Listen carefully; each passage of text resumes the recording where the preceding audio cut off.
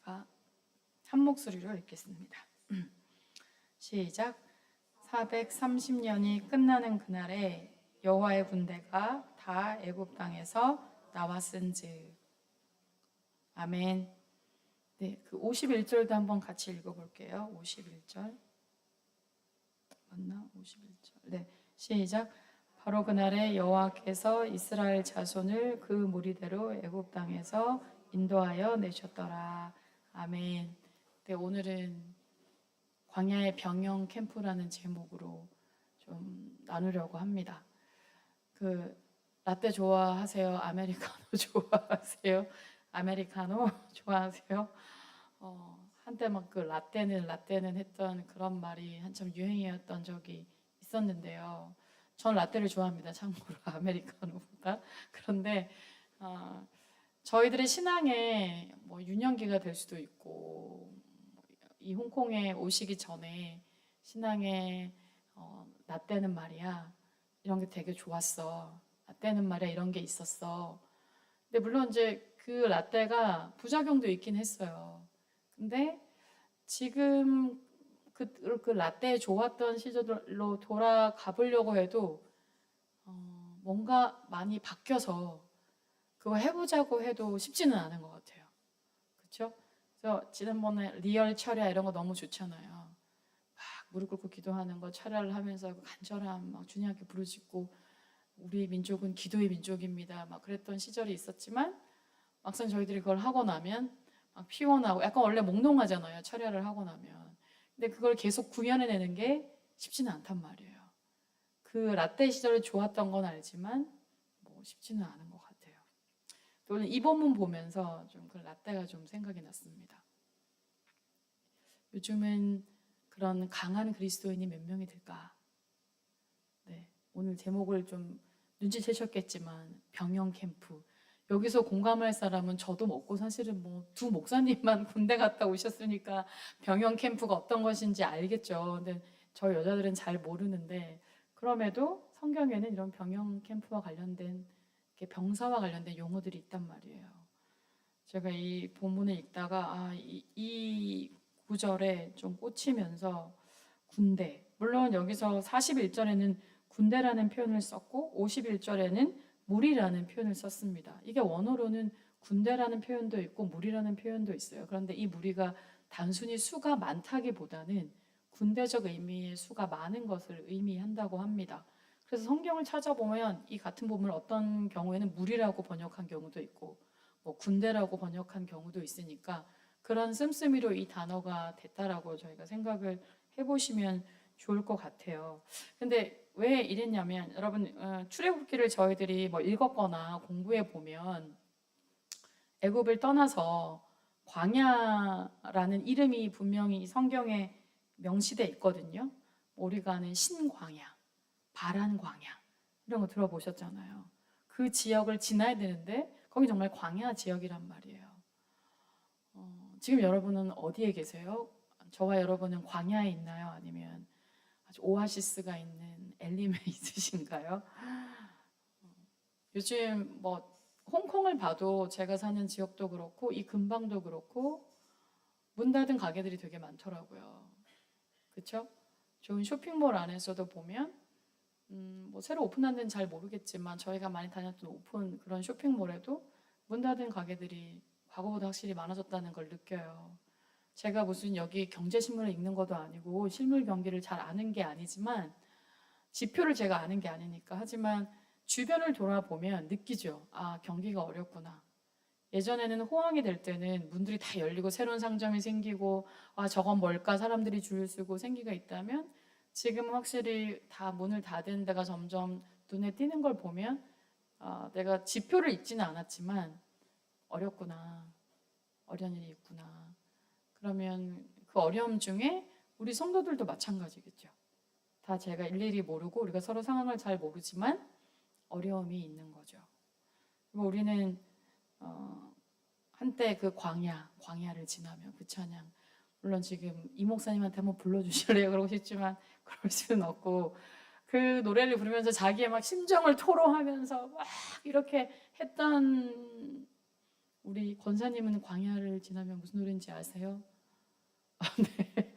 그런 찬양이 있는데 뭐가 광야일까요? 어떤 게 광야일까요? 우리는 언제 내가 광야에 있다고 느끼시나요? 광야하면 되게 홀로 있는 느낌이겠죠? 그렇죠? 그리고 두렵기도 하고 앞이 보이지 않고 이 광야 의지할 게 없고 어떡하지? 그런 것이 우리가 광야라고 어떤 환경적 표현을 쓰지만 우리가 어떤 뭐 재정의 문제를 겪을 때도 난 지금 광야 중에 있어. 건강의 문제가 있을 때도 나는 지금 광야에 있는 것 같아. 뭐 관계의 문제도 그렇고 가족의 문제도 그렇고 그런 어떤 문제 상황 내가 어떻게 나의 힘으로 해결이 안 될 것 같고 대단히 외롭고 두렵고 앞이 보이지 않고 이게 각자의 뭐 여러 가지 여기 지금 다양한 연령대가 있지만 그 연령마다 본인이 겪는 광야가 있겠죠. 애굽을 나왔다고 끝나는 게 아니잖아요. 우리가 애굽을 나와 홍해를 지나서 예수 그리스도를 믿는 막 세례식을 경험하고 막 감격적으로 나왔다고 해서 거기서 우리의 모든 성도의 삶이 끝난다면 너무 좋지만 그보다 더 긴 과정이 남아 있잖아요. 그리고 그 과정 가운데 우리는 광야로 들어가게 됩니다. 그런데 여기서 애굽을 430년 동안 종살이를 하고 나왔을 때 그들 자신은 스스로 우리는 군대야라는 생각을 했을까요? 하지 않았을 거예요. 그냥 우리는 노예 신분에서 드디어 탈출했다 이 생각을 하지. 그런데 하나님은 이스라엘 사람들을 향해서 군대라는 조직을 운영하여서 조직을 만들어서 이 광야 40년을 함께 가고 싶어 하셨다는 거예요. 근데 제가 왜 광야 그 찬양을 한번 이렇게 서두에 말했냐면 그 찬양을 부를 때 우리는 어떤 마음일까요? 그 찬양을 막 이입을 해 자신의 감정을 이입해서 고백하고 할 때 대단히 좀 슬프고 뭐 어떻게 보면 적절한 표현은 아니지만 철양 맞고 구슬프고 이런 감정만 있지 않을까. 근데 주님 분명히 인도하실 거야.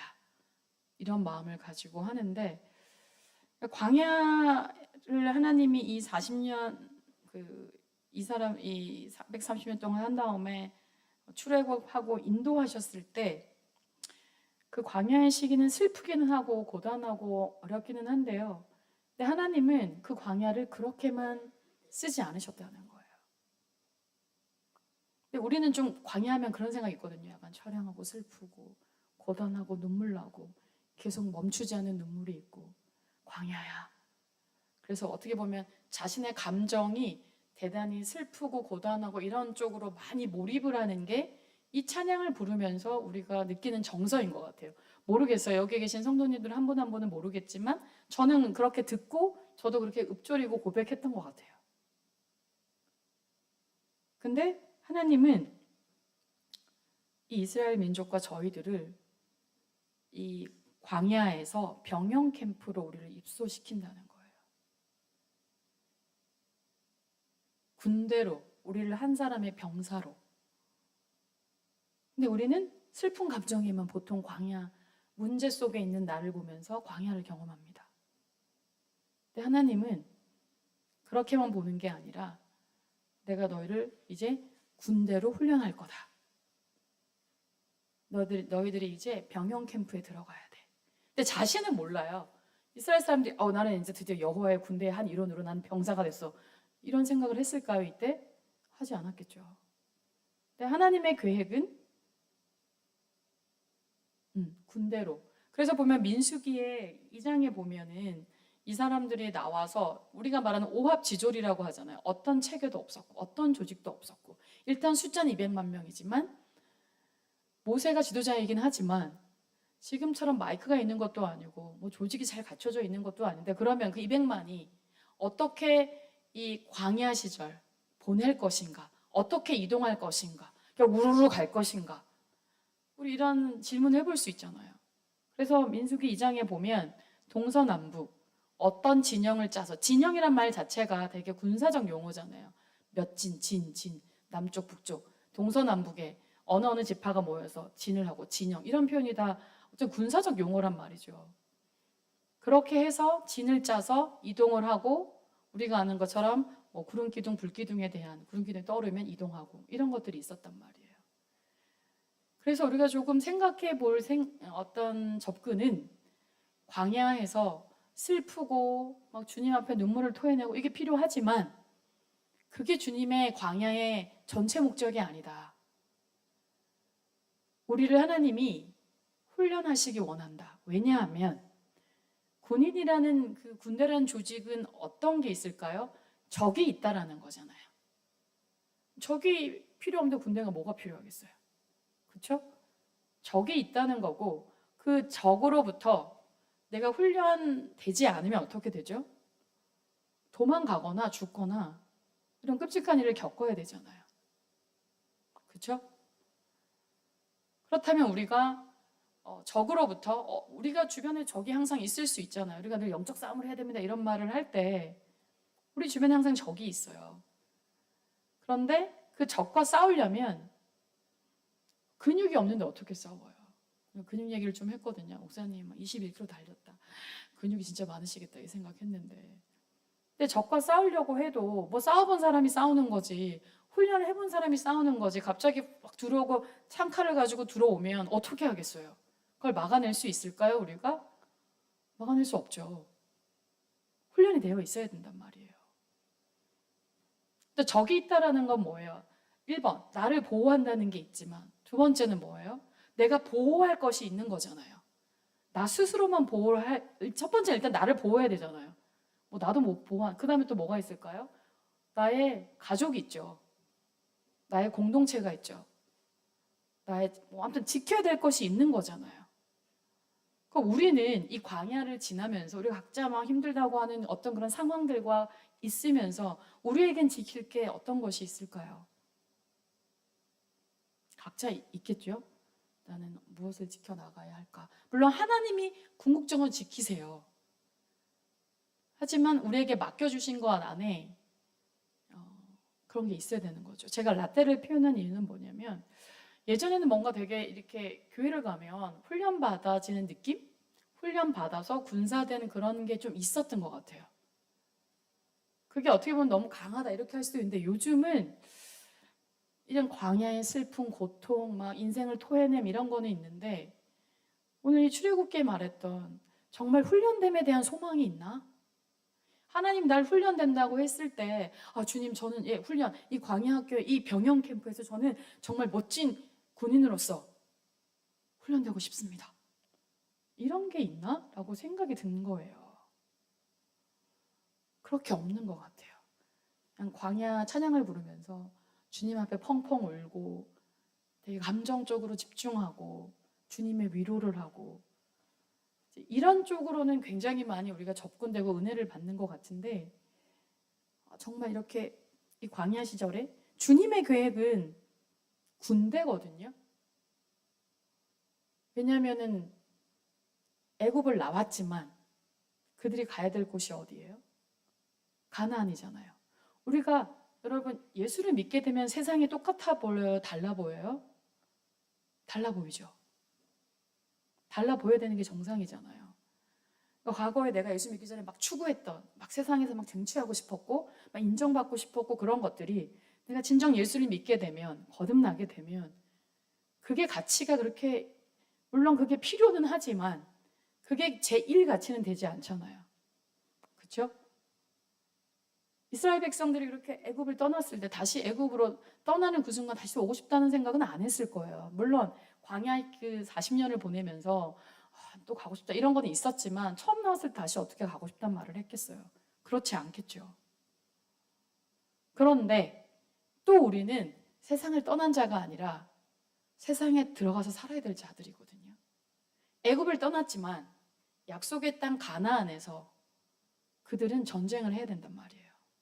그러니까 세상을 떠나 있는 것 같지만 다시 세상 속으로 들어가야 돼요. 근데 그 세상은 우리가 예수를 믿기 전의 세상과 같은 세상이지만 그 세상을 바라보는 나는 달라졌단 말이에요. 그렇지 않을까요? 그렇다면 거기에서 과정을 겪을 때 이 병영 캠프에서 우리는 주님의 병사로 훈련을 받아야 합니다. 나도 모르는 사이에 주님께서는 계속 그 내가 느끼는 광야의 여러 가지 요소들을 통해서 나를 훈련시킨단 말이에요. 여러분, 뭐 남자들이 군대 얘기 좋아하잖아요. 다시 가겠냐 그랬을 때 대부분 안 간다고는 하지만 물론 가겠다는 분도 간혹 있더라고요. 이춘호 목사님 다시 가고 싶을지도 몰라요. 해병대에 대한 그 자부심과 이런 게 있으셔가지고 물론 또 안 가실 수도 있지만 제가 또 모르겠어요. 아들을 낳으면 해병대 보내실 거예요? 그거 보세요. 이렇게 그런 게 있잖아요. 그래도 뭔가 그 해병대가 어떤 분 다시는 안 가야 하지만 그 훈련되어지는 것에 대한 프라이드가 저는 있을 거라고 생각해요. 그 훈련 받아본 사람만이 할 수 있는, 느낄 수 있는 그런 부분일 거예요. 근데 하나님은 우리를 광야의 여러 가지 그 광야, 뭐 신광야도 보내고 바람광야도 이스라엘이 가면서 우리 안에 우리는 계속 끊임없이 거부를 하거든요. 이스라엘 사람들 보세요. 계속 거부하거든요. 근데 하나님은 계속 훈련으로 그들을 인도하세요. 근데 군대의 병사는 우리 대장이 누구세요? 하나님이시잖아요. 그 하나님이 앞으로 치를 그 수많은 전쟁 가운데 물론 하나님이 선두에 쓰시죠. 전쟁은 나에게 속했다. 내가 승리를 줄 거다라고 하지만 병사로서 해야 될 일들이 있는 거잖아요. 병사로서 훈련을 시키시는데 엄청나게 계속 그 훈련을 안 받았던 모습이 누굴까요? 이스라엘의 모습이에요. 무슨 말이냐면 계속 내 고집을 꺾지 않은 채 저는 이거 싫습니다. 저는 못 갑니다. 저는 안 갑니다. 돌아가고 싶습니다. 저는 이 지도자 싫습니다. 다른 사람 뽑아주십시오. 이건 뭘까요?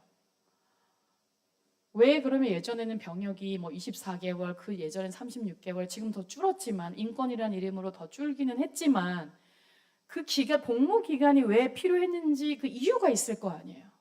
무조건 복무 기간만 잡아놓으려고 막 뭐 30 이렇게 몇 개월씩 하는 건 아닐 거란 말이에요.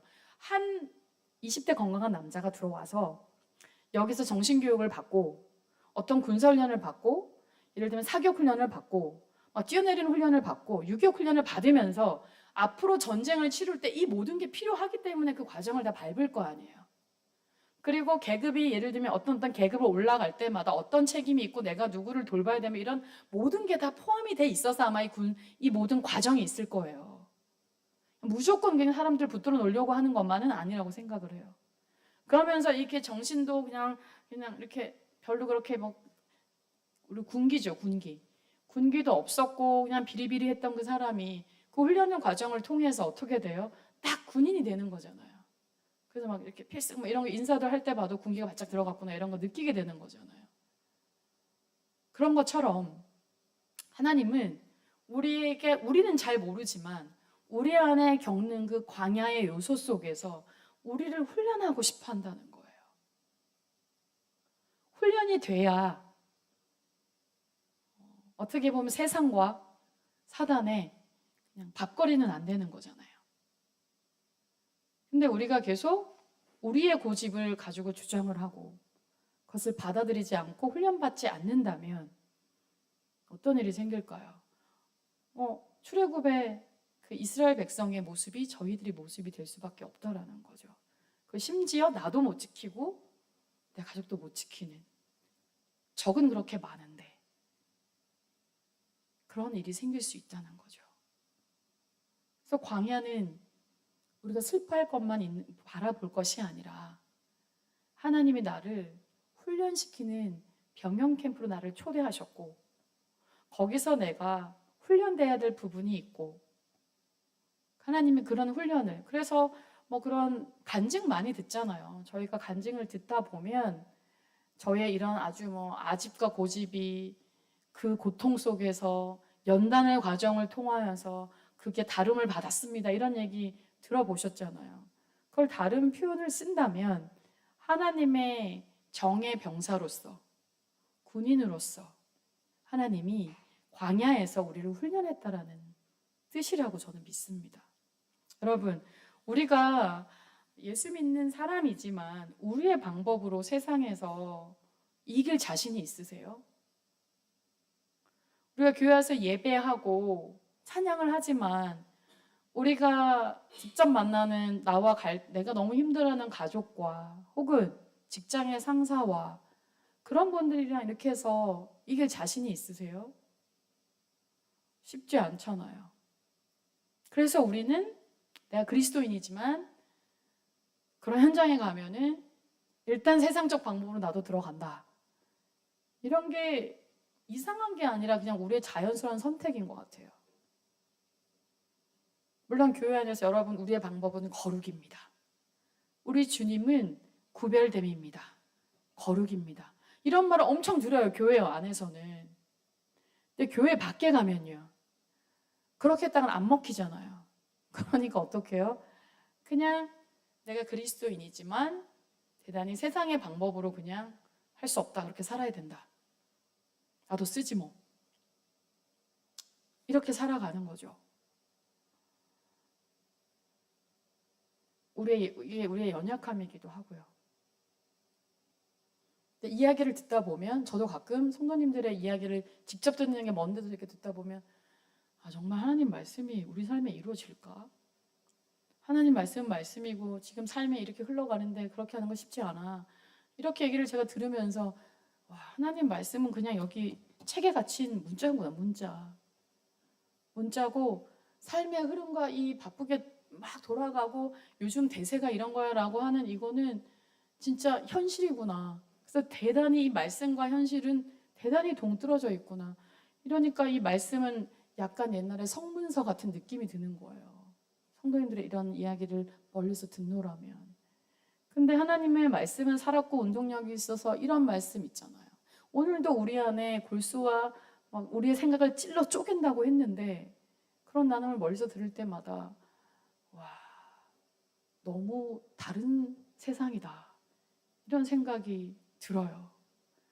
저는 예전에 성도님들은 제가 늘 그랬잖아요. 라떼가 좋은 것도 있지만 부작용도 있을 수 있지만 훈련받는 것을 힘들었지만 참여를 했던 것 같아요. 근데 지금은 훈련받는 것 자체를 대단히 힘들어하는 것 같아요.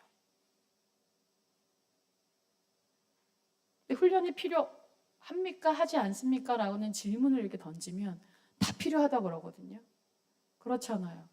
달리기 안 하는 사람이 갑자기 뛰면 어떻게 몸살 나잖아요. 몸살. 평상시 훈련이 안 돼서 그렇단 말이에요. 운동선수가 훈련을 쉬면 어떻게 되겠어요? 자기 몸이 다 망가져요. 그 자기 운동 경기를 뛸 수 없는 거죠. 훈련의 중요한 거는 많이 알고 있는데 정작 하나님이 우리의 훈련에 대해서 다루실 때 그러면요. 보세요. 거룩함으로 세상에서 여러분은 살아야 합니다. 그럼 거룩함에 대한 우리가 훈련이 안 돼 있으면 거룩이 우리의 최고의 그 무기입니다.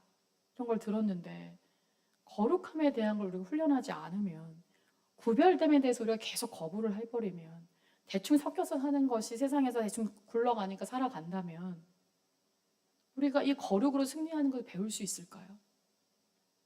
그런 부분에 우리가 훈련이 돼 있을까요? 그렇지 않죠. 그래서 그건 지식으로만 남아있는 거예요. 지식. 거룩함. 주님은 거룩함으로 세상에서 싸우라고 했어. 근데 싸워본 적도 없고 훈련받아본 적도 없고 그러니까 우리는 그냥 막연한 그것은 그냥 저기 문자로 갇혀 있는 거라는 거죠.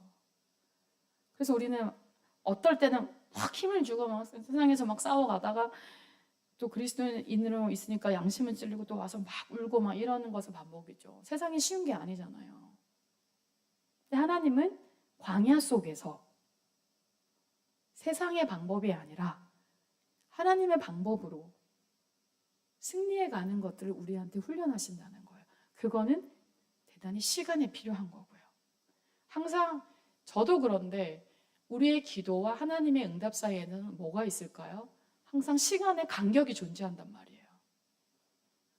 근데 우리의 믿음은 시간 간격을 딱 없애고 바로 응답하기를 원하는 게 우리의 마음이잖아요. 그런데 하나님은 그렇게 역사 안 하신단 말이에요. 물론 그럴 때도 있죠. 근데 항상 간격이 존재해요. 근데 우리는 이걸 대단히 힘들어한단 말이에요. 근데 이 부분이 훈련이 된 사람은 어떻게 해요? 불안하지 않고 지금은 계속 기다려야 되는 것 같아. 훈련된 사람들은 정리가 잘 돼 있어요. 훈련되지 않은 사람들은 분주하고 어떻게 될지 모르고 좌우 막 방황하고 갈등이 많고, 갈등 다 있어요. 갈등이 없다는 게 아니에요. 무슨 훈련됐다고 갈등이 전혀 없는 건 아닌데 그런 모습을 보여준다는 거 말이죠. 자, 우리가 여기서 또 하나 이 훈련됨에 대한 대표적인 인물이 저는 모세라고 생각을 해요. 모세에 대해서 하나님이 칭찬했던 게 뭐냐면 모세가 지상에서 가장 온유함이 승했더라. 이런 별명을 지었잖아요. 온유함. 온유함 하면 우리는 굉장히 이렇게 부드럽고 온화하고 관용적이고, 물론 국어 사전적 의미가 그런 거잖아요. 좀 뭔가 화 안 내고 인내가 깊고 이런 아주 나이스한 미소를 가지고 있고 인격이 훌륭하고 그런 모습도 있죠. 근데요, 이 온유함은, 성경에서 온유함은 자신을 꺾고 굴복하는 것을 의미합니다. 온유가 자신을 꺾고 굴복하는 것. 근데 모세를 생각해 보면 꺾고 굴복하는 인생이었잖아요. 그렇죠? 왕자에서 누구 죽이고 그 광야에 도망갔을 때, 그래서 목자로서 40년 살고 하나님 콜링 받았을 때 한참 하나님과 말씨름을 하다가 본인의 고집을 꺾고 그가 바로에게 나가서 재앙을 이야기하고 끌고 나와서 이제 이스라엘 백성과 함께 광야 시절을 보내는데, 그때마다 그와 함께 했던 자기의 동족들이 항상 모세의 말을 잘 들었나요? 그렇지 않았어요. 우리가 아는 처럼 많은 사건이 있었잖아요. 때로는 우리 지도자 좀 갈아라 이렇게 말하기도 하고, 너만 선지자냐? 이렇게 말하는 자기 누나와 어떻게 보면 형에 대한 그런 반란도 있었고, 그런 수많은 반란을 겪어가면서 모세는 계속 자신의 고집을 피웠을까요? 아니요. 그럴 때마다 자신을 꺾었단 말이에요. 주님 앞에 굴복했습니다. 그러니까 사실은 이 모세 안에 성격이 없었을까요? 물론 모세가 한번 돌에다가 자기 지팡이를 치는 바람에 약속의 땅은 들어가지 못했어요. 근데 모세가 하나님이 완벽한 사람을 보여주는 건 아니에요. 그렇잖아요. 모세도 실수했고, 모세도 여자 문제 때문에 막 흠잡을 때 있다라고 말하면서 그 부분에 대해서 지적을 받기도 하고 완벽하지는 않았어요. 그런데 그때마다 온유함이라는 것은 꺾고 굴복하는데 그 사람의 인격과 그 사람의 삶에 하나님의 말씀의 길이 닦였다는 거예요. 내 의지를 꺾는 것이 쉬운 걸까요? 여러분, 우리가 하나님을 믿고 살아가지만, 말씀을 따라간다고 살아가지만 여러분의 고집을 잘 꺾으세요? 저도 잘 꺾는다 질문해보면 그렇지는 않아요. 꺾을 때가 있고 꺾지 못할 때가 있단 말이에요.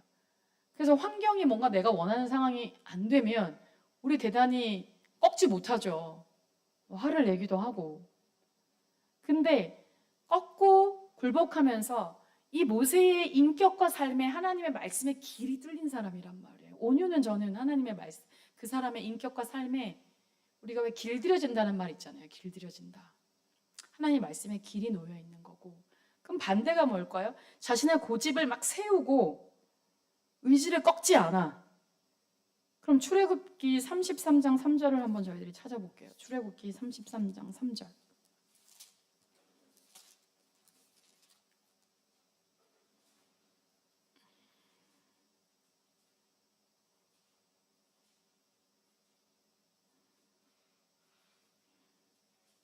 읽어보겠습니다. 시작. 너희를 적과 꿀이 흐르는 땅에 이르게 하려니와 나는 너희와 함께 올라가지 아니하리니 너희는 목이 곧은 백성인즉 내가 길에서 너희를 진멸할까 염려함이니라 하시니. 여기서 자기 고집을 꺾지 않고 그 사람의 인격과 삶에 하나님의 길이 안 나 있는 사람을 향해서 쓰는 표현이 저는 목이 곧다. 자기 고집을 꺾지 않는다. 굴복하지 않는다. 다른 말로 쉬운 말로 하면 교만하다. 그런 거죠. 그러니까 하나님은 끊임없이 이스라엘을 훈련하고 싶었어요. 군대로 병사로 한 사람을 훈련하고 싶으셨어요. 그래서 모든 환경 하나님 다 쓰실 수 있잖아요. 그런데 그럴 때마다 굴복하고 꺾이지 않고 그 사람들 인생과 삶에 하나님의 말씀의 길이 오는 거를 거부했단 말이에요. 목이 곧은 거죠. 교만한 것. 그래서 온유가 물론 뭐 이렇게 온유하고 이런 것일 수도 있겠지만 우리 안에, 저의 안에 하나님의 말씀의 길이 놓여 있냐, 길들여졌냐, 온유하냐. 광야는 바로 그런 많은 우리 안에 있는 광야를 통해서 하나님이 나의 고집을 꺾고 내 생각의 오름을 꺾고 나의 방식을 꺾고 굴복하면 거기에 하나님의 말씀의 길이 놓인다는 것입니다. 그런데 이게 쉬우면 훈련이 아니죠. 그렇죠?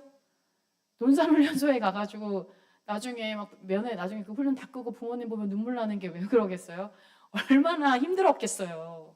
사회인으로 살다 갑자기 군인으로 탈바꿈하는 게 쉽냐고요? 쉽지 않죠. 훈련을 통해서 그렇게 되는 거예요.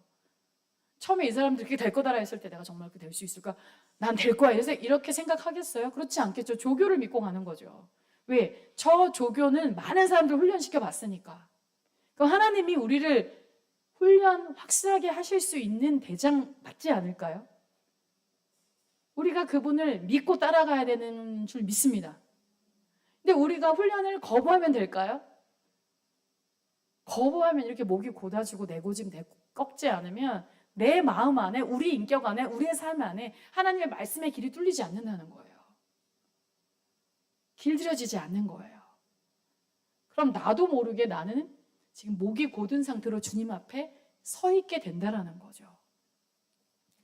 이 군인, 뭐 병사 이런 말에 대해서는 디모데서에서도 한번 말씀하셨어요. 물론 이거는 디모데 전후서는 목회서신이라고 말해요. 그렇죠? 근데 그러면 목회자를 향한만 말씀일까요? 그렇지는 않아요. 우리 모두가 하나님께서 누군가를 목양하는 사람으로 불렀잖아요. 저는 교회에 그렇게 이제 그런 직임에서 이 자리에 서 있는 거고 성도도 마찬가지죠. 성도도 다 목양할 수 있는 거잖아요. 순원을, 지체를. 그러니까 우리를 전체를 향한 말씀인데요. 디모데후서 2장 3, 4절에 보면 사도 바울이 이렇게 디모데에게 말했어요. 너는 그리스도 예수의 좋은 병사로 나와 함께 고난을 받으라. 병사로 복무하는 자가 자기 생활에 얽매이는 자가 하나도 없나니 이는 병사로 모집한 자를 기쁘게 하려 함이라. 아멘. 예, 그래서 우리가 우리의 인생이 나를 기쁘게 하는 게 아니에요. 내 기쁨, 나의 만족, 나의 행복이 우리 그리스도인의 목적이 아니에요. 물론 행복하지 말라라는 말은 아니니까 오해는 하지 마세요. 근데 어느 순간 그리스도인이나 그리스도인이 아닌 넌크리스찬이나 목표가 같아요. 다 행복하길 원해요. 그러니까 그 행복은 누구가 느끼는 행복이 나 자신이 느끼는 행복. 그렇죠? 부인할 수 없는데. 근데 오늘 이 병사와 관련된 얘기를 하면서 우리를 훈련하시는 그분이 우리를 병영 캠프에 광야를 통해서 우리를 모집하셨단 말이에요. 세상에서 우리를 불러내서. 그런데 모집한 자를 기쁘게 하려 하는 거예요. 우리의 고집을 꺾지 않으면, 우리 안에 말씀의 길이 놓이지 않으면 우리가 어떻게 주님을 기쁘시게 할 수 있겠어요? 우리는 끊임없이 나의 기쁨을 찾게 되어 있을 텐데요. 우리는 세상에 기쁨이 있다라는 거 알아요. 여러 가지 엔터테인먼트를 통해서 우리가 기쁨을 얻어요. 근데 그 기쁨이 영원한 기쁨이 아니라는 걸 알죠. 그러니까 허무해지죠. 그렇잖아요. 영원한 건 왜 허무가 있겠어요? 근데 하나님은 아니 나는 너희를 병사로 훈련하는데 그런 병사라고 생각을 해봐. 그럼 병사가 뭐야? 모집한 자를 기쁘게 하는 거야. 그러니까 어린아이들한테 하나님을 기쁘시게 하는 것 이러면 하나님을 기쁘시게 하는 말 너무 많이 하시는 거 아니에요? 뭐 옛날 비슷한 어떤 아이가 그런 얘기를 했어요. 하나님을 기쁘시게 하는 게 뭐예요? 이렇게 해서. 그러면 우리도 우리가 훈련을 받음으로 어떻게 하면 하나님을 기쁘시게 할까? 우리의 방황의 많은 문제는요. 어떻게 하면 내가 이렇게 행복할까? 나의 행복을 많이 찾고 거기에 집중할수록 우리가 진짜 행복할 수 있는 게 아닌 것 같아요. 행복하지 말라는 말은 아니라고 오해하지 마시고요. 우리가 주님을 기쁘시게 하는 것에 내 삶의 목적을 두면 주님이 우리에게 더 많은 기쁨을 주실 줄 믿습니다. 그렇지 않으면 우리는 끊임없이 나의 기쁨을 찾느라고 인생의 많은 시간을 쓸 것입니다. 하나님이 우리에게 주신 광야는 여러 가지가 있어요. 그 광야를 내가 지금 하나님의 군인으로서 훈련받고 있는 거구나. 그런 우리 안에 좀 관점이 필요할 것 같습니다. 그렇다면 그 광야라는 찬양을 부르면서 슬픔을 다 거기에 이렇게 담아서 주님 앞에 고백하지만, 하나님, 제가 이 광야를 통하여서 멋진 하나님의 병사가 될 것을 제가 기대합니다. 저는 어떤 병사로 될지는 모르겠지만 나를 소집하신 그분이, 나의 대장이신 그분이, 우리 대장은 만군의 주라고 그랬잖아요. 우리 대장은 우리를 지기 위해서 우리를 훈련시킬까요? 세상에서 우리를 아무 힘 없이 지도록 우리를 훈련시킬까요? 그러면 그 대장은 이상한 거죠. 하나님은 세상에서 우리를 승리케 하시기 위해서 우리를 훈련하신 줄 믿습니다. 우리가 하나님의 방법으로 승리하는 것을 우리한테 훈련할 거예요. 근데 우리가 고집을 이렇게 계속 우리의 생각을 가지고 있으면 우리는 우리의 방법으로 세상에서 있다가 우리는 실패하고 패배하는 걸 경험하게 될 겁니다. 그런데 하나님의 방법은 시간이 걸릴 뿐이지, 처음엔 조롱을 당하는 걸 뿐이지 승리할 줄 믿습니다. 우리 주님은 승리해 주라고 하셨잖아요. 아멘. 그래서 우리의 광야가 조금은 내 훈련의 시기다. 내 안에 말씀의 길이 놓인다면 얼마나 좋겠어요. 저도 상상해 봅니다. 내 안에 말씀의 길이 뚫리고 평화, 어떤 하나님의 약속의 말씀이 여러 가지가 있잖아요. 저는 오늘 이 훈련에 대한 게 얘기하면서 성경이 훈련만 얘기하지는 않아요. 하나님의 여러 속성을 말하시잖아요. 그런데 때로는 이런 강한 군인으로서 훈련받고자 하는 우리의 믿음이 필요하다는 거죠. 그래서 이 밤에 저희가 함께 기도할 때 우리 안에 광야는 다 있을 겁니다. 물론 광야가 지금 없을 수도 있습니다. 하지만 그 광야를 통해서 하나님, 제가 하나님의 좋은 군사로 훈련되게 해주십시오. 목이 곧고 뻣뻣해서 내 고집 꺾지 않고 교만한 게 아니라 정말 온유한 자, 하나님의 말씀에 잘 길이 난 자, 내 고집이 꺾이고 굴복함으로 하나님의 방법으로 이 시간을 지나가는 자, 모세처럼 말이죠. 그런 자로 저희가 훈련되기 원합니다. 그래서 우리는 거룩으로 세상에서 우리는 그리스도인으로 살아야 합니다라고 했을 때 막연한 것이 아니라 그 방법으로 어떻게 세상을 이기는가를 저를 통해서 나타내시고 보여주시고 저도 알게 해주십시오. 그런 우리 안에 소망과 열망으로 하나님 앞에 기도하는 이 밤 됐으면 좋겠습니다. 아멘. 네, 그래서 이 부분을 놓고 저희가 함께 기도하면 좋겠는데요. 여러분, 어떤 광야를 지나고 계세요? 있겠죠. 내 마음대로 안 되는 거, 고통스러운 부분들. 그 광야를 저희가 지나면서 어떤 생각을 많이 하고 계셨어요? 하나님께 섭섭한 마음이 많으셨나요? 고통스럽다고 부르짖는 것만 있으셨나요? 왜 내가 이런 걸 겪어야 하는지에 대한 물음과 질문이 있었나요? 물론 있습니다. 그 질문을 언제 하나님께서 우리가 시원할 만큼 해줄지도 잘 모릅니다.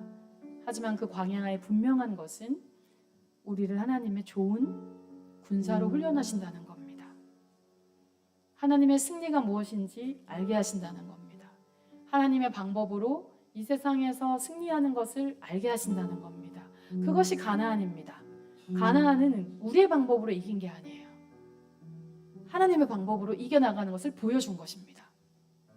우리에게 그렇게 훈련시키시길 원하세요. 그래서 우리가 눈물로 호소하는 그런 광야가 아니라 하나님, 제가 저를 훈련시켜 주실 그 하나님을 기대합니다. 우리 하나님 승리 하나님이십니다. 우리 하나님 만군의 하나님이십니다. 내 안에 하나님의 말씀의 대로를 그 길을 내시는 분이십니다. 그 하나님을 신뢰하며 나가겠습니다. 우리 함께 기도하겠습니다. 하나님 아버지,